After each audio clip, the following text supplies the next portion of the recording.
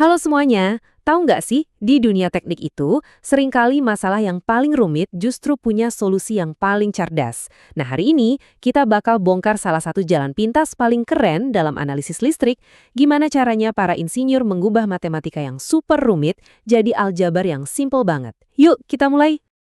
Pernah kepikiran nggak? Semua gadget canggih kita, dari laptop sampai HP, itu kan butuhnya arus searah atau DC buat jalan.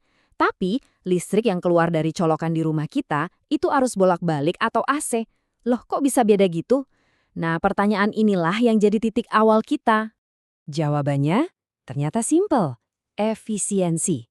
Bayangin aja, listrik AC itu tegangannya bisa dinaik turunin pakai trafo dengan gampang banget.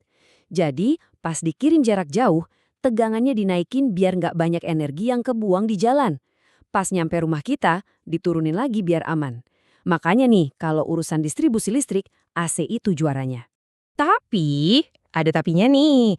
Efisiensi ini ada harganya, yaitu kerumitan. Sifatnya AC itu kan, ya namanya juga bolak-balik, dia itu berubah terus.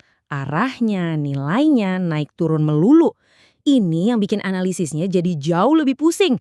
Beda banget sama DC yang anteng dan stabil. Dan pas saya bilang rumit, itu beneran rumit loh, bukan main-main.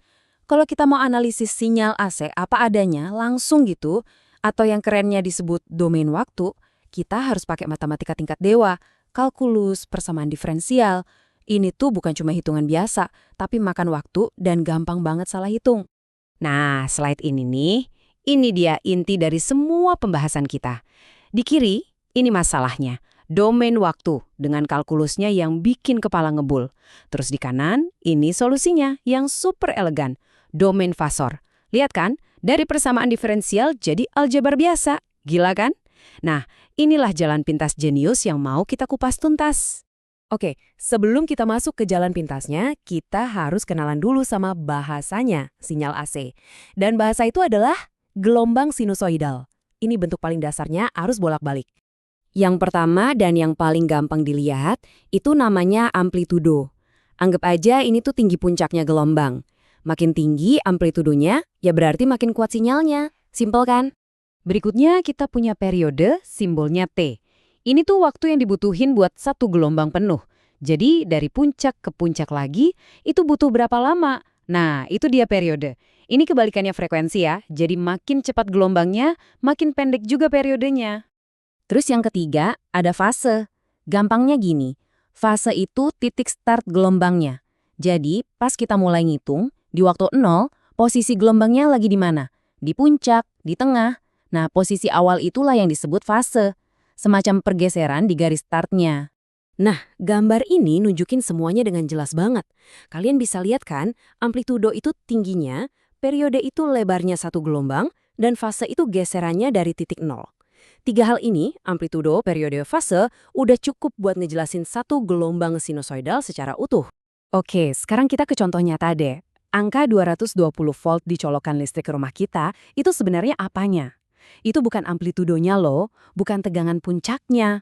Angka itu namanya nilai efektif atau RMS. Gampangnya, ini cara biar kita bisa bandingin kekuatan AC sama DC.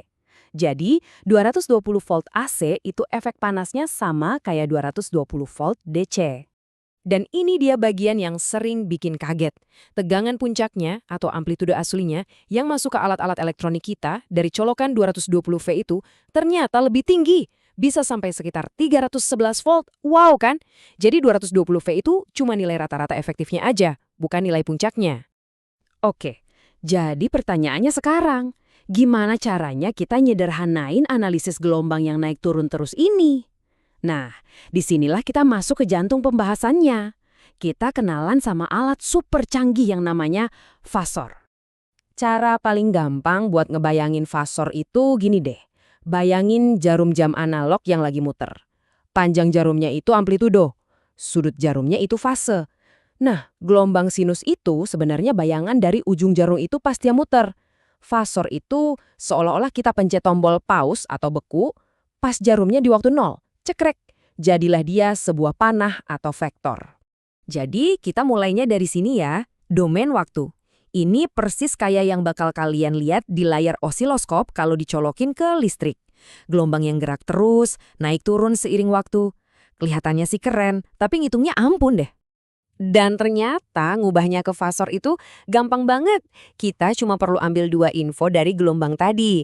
Amplitudonya, yaitu puncaknya setinggi apa, sama fasenya alias posisi startnya di mana. Udah ambil dua angka itu, gabungin dan selesai. Gelombang yang tadinya ribet dan bergerak, sekarang jadi satu gambar diem yang simple.